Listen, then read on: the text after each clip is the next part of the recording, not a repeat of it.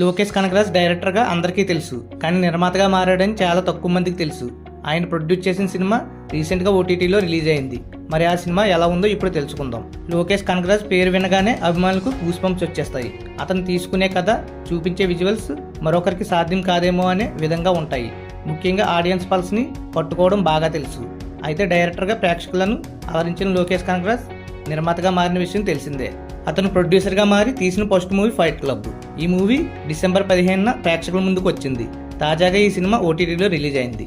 మరి ఈ fight club movie review ఏమిటో ఇప్పుడు చూద్దాం. ఈ మూవీ స్టోరీ విషయానికి వస్తే, ఈ స్టోరీ మొత్తం నార్త్ చెన్నై బ్యాక్గ్రౌండ్లో సాగుతూ ఉంటుంది. అక్కడ చిన్నారులు బడికి పోకుండా నేరాలు చేసే గూండాలుగా, డ్రగ్ పెడలర్స్గా ఎదుగుతూ ఉంటారు. ఆ పరిస్థితులను మార్చేందుకు బెంజమిన్ ప్రయత్నిస్తుంటాడు.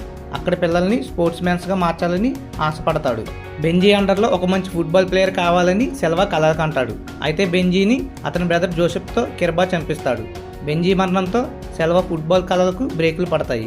బెంజీని చంపిన నేరం మీద జోసెఫ్ జైలుకి వెళ్తాడు. కిర్బా మాత్రం అందిన అవకాశాన్ని వాడుకుంటూ రాజకీయ నాయకుడిగా ఎదిగిపోతాడు. దందాలు, రియల్ ఎస్టేట్ అంటూ అందిన కాడికి దోచుకుంటూ కౌన్సిలర్గా గెలుస్తాడు. అయితే కిర్బా తనను మోసం చేశాడని జోసెఫ్ గ్రహిస్తాడు. అతనిపై కోపంతో రగిలిపోతూ ఉంటాడు. సెల్వాను వాడుకుని తన పగ తీర్చుకోవాలి అనుకుంటాడు. మరి జోసెఫ్ అనుకున్నది సాధించాడా? ఫుట్బాల్ ప్లేయర్ కావాలనుకున్న సెల్వా లైఫ్ ఎన్ని మలుపులు తిరిగింది? కిర్బాకి ఎదురెళ్ళి సెల్వా ఎన్ని కష్టాలు పడ్డాడు? జోసెఫ్ తనను వాడుకున్నాడని తెలిసి సెల్వా ఏం చేశాడు? ఇలాంటి ఇంట్రెస్టింగ్ క్వశ్చన్స్కు ఆన్సర్స్ దొరకాలంటే డిజ్నీ ప్లస్ హాట్‌స్టార్లో స్ట్రీమింగ్ అవుతున్న ఫైట్ క్లబ్ మూవీ చూడాల్సిందే. సాధారణంగా ఇలాంటి రివెంజ్ యాక్షన్ డ్రామాలంటే ఆడియన్స్కి ఎంతో ఇష్టం. ఇలాంటి కథలకి ఒక సెపరేట్ ఫ్యాన్ బేస్ ఉంటుంది. అయితే దాన్ని సరిగ్గా వాడుకోవడంలో డైరెక్టర్ కాస్త తడబడినట్లు అనిపిస్తుంది. నిజానికి కథ చెప్పిన విధానం మెప్పిస్తుంది. ఈ మూవీ మొత్తం నాన్ లీనియర్ స్క్రీన్ ప్లేలో సాగుతుంది. కాలేజీలో ఉన్న హీరో అతని ఫ్రెండ్స్పై అటాక్ జరుగుతుంది. ఆ సీన్తోనే సినిమా స్టార్ట్ అవుతుంది. దాన్ని కట్ చేసి ఆ సీన్కి ముందు తర్వాత ఏం జరిగింది అనేది సినిమాగా చూపిస్తారు. ఈ స్టైల్ నరేషన్ని ఈ మూవీలో చాలా చోట్ల వాడుకున్నాడు. ఈ మూవీ ఫస్ట్ హాఫ్లో డైరెక్టర్ చాలానే క్వశ్చన్స్కు ఆన్సర్స్ చెప్పకుండా వదిలేశాడు. వాటన్నిటికీ సెకండ్ హాఫ్లో ఆన్సర్స్ ఇస్తాడు. కానీ ఈ రివెంజ్ స్టోరీలో లవ్ స్టోరీని చూస్తే మాత్రం అంతగా అతికినట్లు అనిపించదు. ఏదో కావాలని ప్రేమను ఇరికించారనే భావన కలుగుతుంది. కానీ టేకింగ్తోనే అబ్బాస్ ఏ రెహమత్ మ్యాజిక్ చేశాడు. మణిరత్న మూవీస్, రజనీకాంత్, కాలా వంటి సినిమాల రిఫరెన్స్ కనిపిస్తుంది. ఈ సినిమా సాదాసీదా రివెంజ్ స్టోరీ, గ్యాంగ్ వార్స్ అని పక్కన పడేయలేం. ఇందులో మంచి లవ్ స్టోరీ, ఫ్యామిలీ డ్రామా కూడా ఉంది. అయితే సినిమా ట్రాక్లోకి రావడానికి డైరెక్టర్ ఏమాత్రం కాస్త ఎక్కువ సమయం తీసుకున్నట్లు అనిపిస్తుంది. సెల్వా పరిచయం అయ్యాకే కథ పరుగులు పెడుతుంది. ఈ మూవీలో లవ్ స్టోరీని వేరుగా చూస్తే నచ్చుతుంది. కానీ ఈ రివెంజ్ స్టోరీలో లవ్ స్టోరీని చూస్తే మాత్రం అంతగా అతికినట్లు అనిపించదు. ఏదో కావాలని ప్రేమను ఇరికించారనే భావన కలుగుతుంది.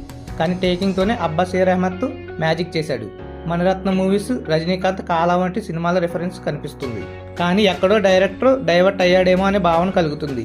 కొన్ని యాక్షన్ సీన్స్ అసలు స్టోరీకి భారంగా అనిపిస్తాయి. ఈ సినిమాకి విజయ్ కుమార్ బిగ్ అసెట్ అని చెప్పాలి. విజయ్ కుమార్ నటన ప్రేక్షకులను ఆకట్టుకుంటుంది. అతని బాడీ లాంగ్వేజ్, యాటిట్యూడ్ బాగా నచ్చుతాయి. హీరోయిన్ క్యారెక్టర్ కూడా మెప్పిస్తుంది. హీరోయిన్ ఒక పాటలో, అలాగే ఒక 2 సీన్స్లో మాత్రమే కనిపిస్తుంది. అంతవరకు తన క్యారెక్టర్కు న్యాయం చేసింది. జోసెఫ్, కిర్బా క్యారెక్టర్స్లో అవినాష్ రఘుదేవన్, శంకర్ దాస్ ఒదిగిపోయారు. ఒకరిపై ఒకరు పైచేయి సాధించాలనే తపనను బాగా పలికించారు. ఈ మూవీలో ఉన్న అన్ని క్యారెక్టర్స్ ప్రేక్షకులను మెప్పిస్తాయి. ఎవరూ కూడా స్టోరీకి భారంగా అనిపించరు. ఈ సినిమాకి హీరో విలన్ డైరెక్టర్ అని చెప్పాలి. చాలా సింపుల్ స్టోరీని ఎంతో చక్కగా తీయాలని చాలా ప్రయత్నించాడు. కానీ కొన్ని చోట్ల మాత్రం తడబడినట్లు తెలిసిపోతుంది. అలాగని ఈ రెహమత్ని తక్కువ చేయాల్సిన అవసరం లేదు. అతని విజన్, టేకింగ్ ప్రేక్షకులను మెప్పిస్తాయి. కథ పరంగా శశి తీసుకున్న జాగ్రత్తలకు మంచి మార్కులే పడతాయి. కానీ మరింత ఫోకస్డ్గా ఉంటే బాగుండు అనిపిస్తుంది. గోవింద్ వసంత్ మ్యూజిక్ మెప్పిస్తుంది. లియోన్ బ్రిట్టో సినిమాటోగ్రఫీ ఆడియన్స్ని మెస్మరైజ్ చేస్తుంది. ముఖ్యంగా ఫైట్ సీన్స్లో కెమెరా వరకు అదరగొట్టారు. నిర్మాణ విలువలు కూడా గొప్పగా ఉన్నాయి. ఓవరాల్గా చెప్పాలంటే ఫైట్ క్లబ్కి ఒకసారి వెళ్ళి రావచ్చు. అంటే ఒకసారి ఈ మూవీని చూడొచ్చు.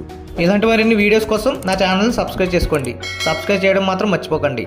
Please do subscribe.